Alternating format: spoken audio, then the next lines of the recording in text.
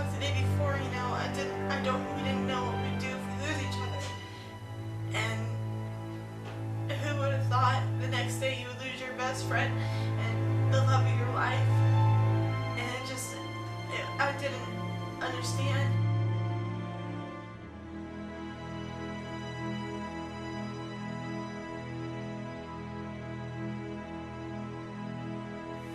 He brought unity because we all stood together.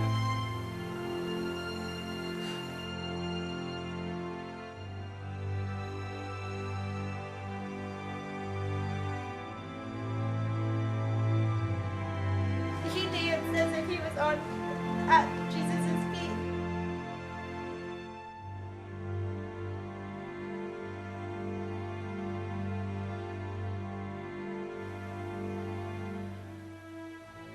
An amazing thing happened when Chris passed away. I saw this high school come together like it has never come together before. Students of every group, of every class, came together and supported each other. I've never seen so many students hug, cry, pray together, celebrate Chris and what he was. I know for a fact that many kids actually accepted Christianity after Chris's death. Our school was impacted so much by him even after he was gone. We had his visitation and funeral service here, or we had his funeral service here at the high school. I don't think that had ever happened before in the history of Western Brown that I know of, and I've been here 16 years. It was the only place big enough to hold the students and the community that we wanted to come to the service. We had the service in our auditorium, which holds about 700 people, and it was packed. It was standing room only. The impact that Chris's death brought was to break down the barriers between a public school and Christianity. No one cared whether we were stepping over a line or not, because people needed to be ministered to, and they were ministered to through Chris's passing away. And I've never seen the students lean on each other and the faculty lean on each other and support the students more than I did in the weeks following Chris's death.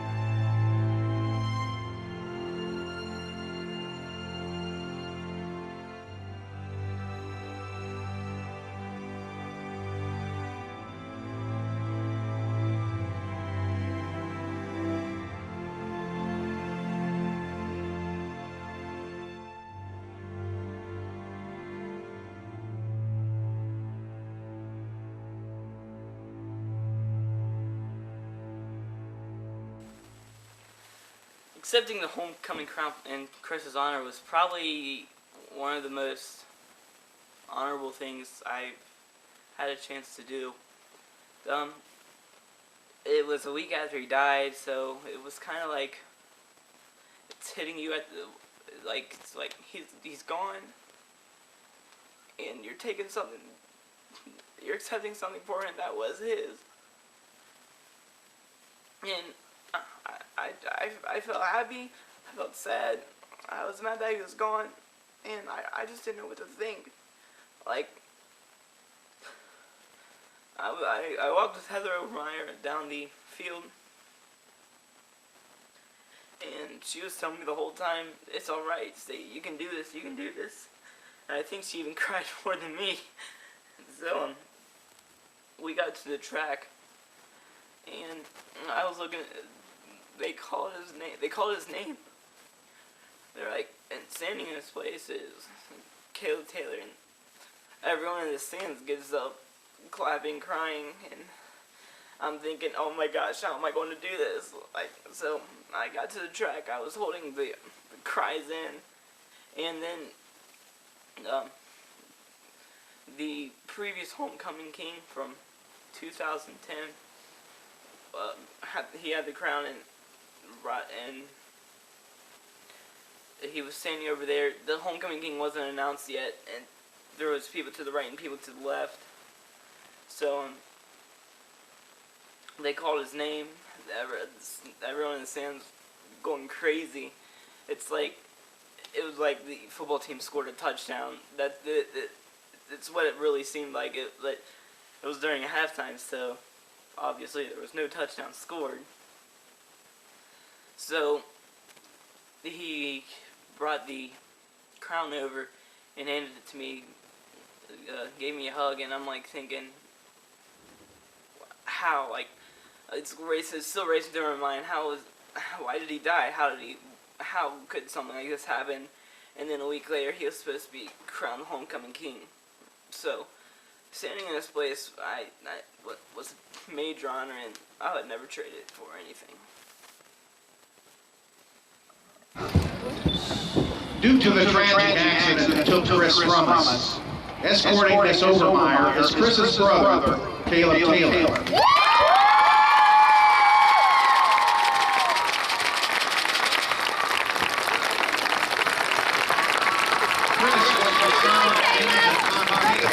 He participated in cross-country, track, Edge, Pep Club, Western Weekly, Yearbook, Student Council, Academic Team, and his church's dance team.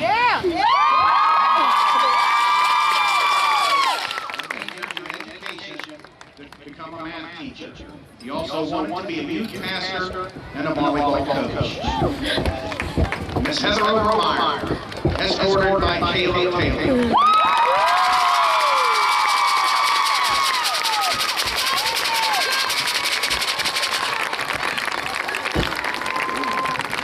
Ladies and gentlemen, let's introduce the new queen, homecoming queen for 2011, Miss Heather Overmeyer.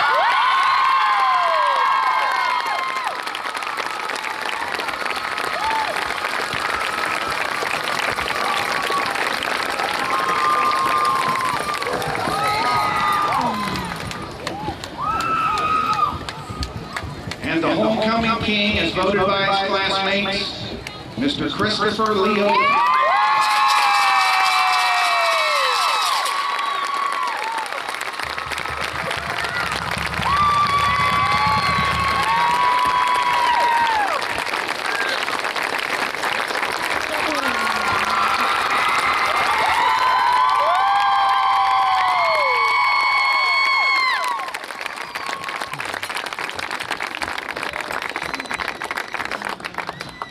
Show you guys now is I'm going to take you to the site where Chris actually crashed.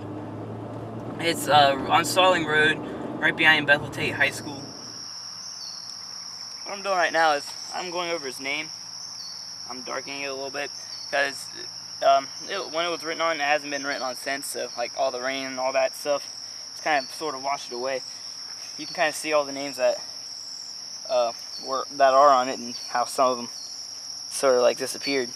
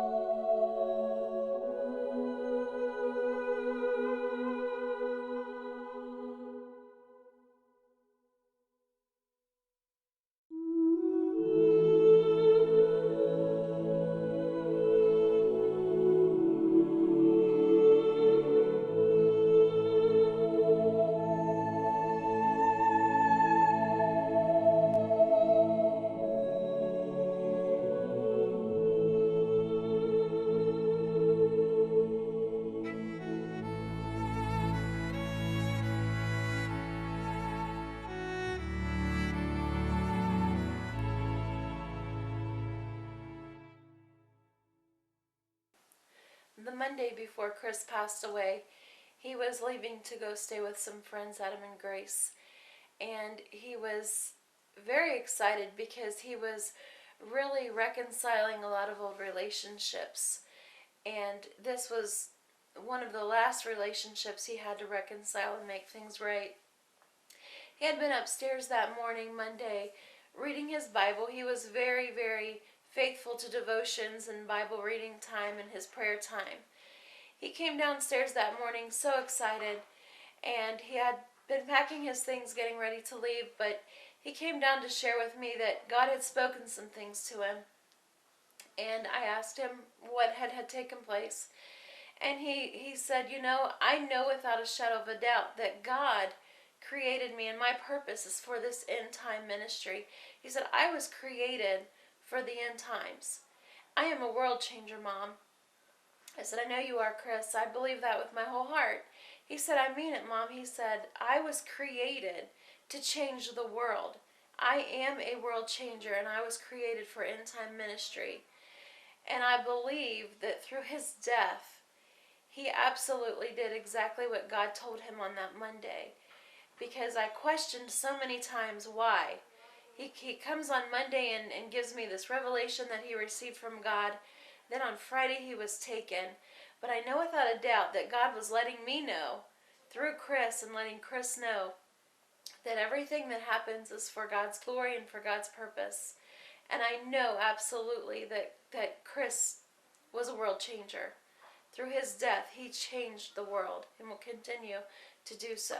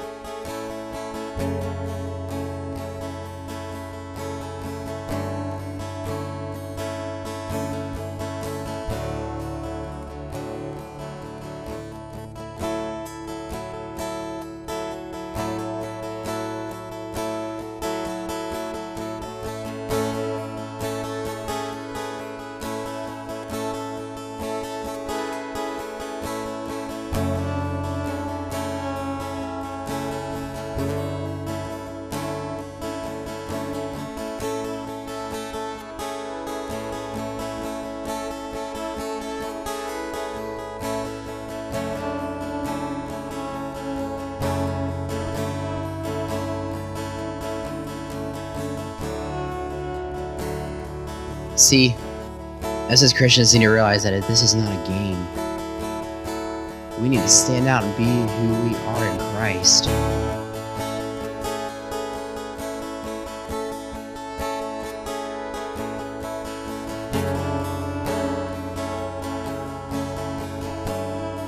What if we never told friends about God and they died today?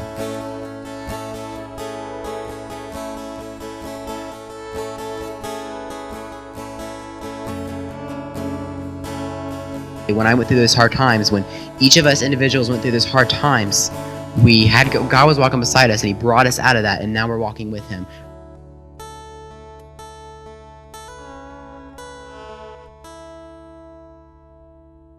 Right now he's standing beside me. He's proud.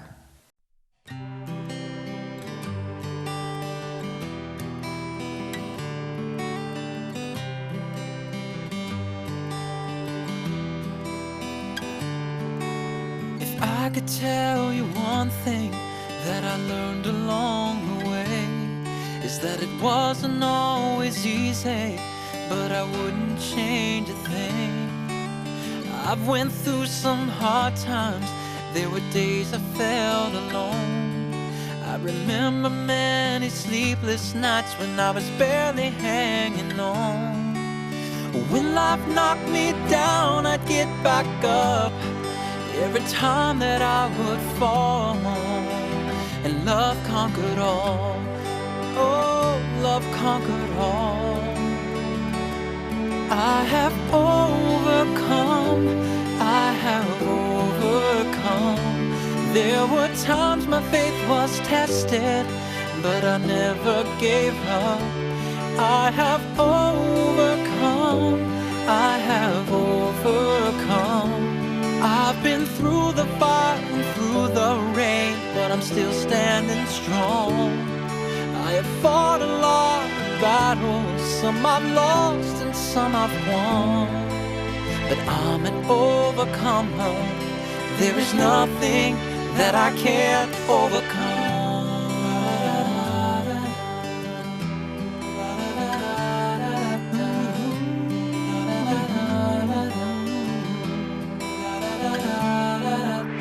I know what it feels like to face this world on your own, to suffer pain, hurt, and rejection, to search for strength to carry on. Just to carry on. But I know what it feels like to stand up on a mountain top, to live life to the fullest and to love with all you've got. When life knocks us down, someone will be waiting to catch us when we fall. 'Cause love conquers all. Oh, love conquers all. I have overcome. I have overcome. There were times my faith was tested, but I never gave up. I have overcome. I have overcome. I've been through the fire and through the rain, but I'm still standing strong. I've fought a lot of battles, some I've lost and some I've won. But I'm an overcomer. There is nothing that I can't overcome. There is nothing, no, nothing, no, no, no, no. There is nothing, nothing I can't overcome. I've overcome. I have overcome. There were times my faith was tested, but I never gave up. I have overcome. I have overcome. I've been through the fire and through the rain, but I'm still standing strong. I fought a lot of battles, some I've lost and some I've won. But I'm an overcomer. There is nothing that I can't overcome.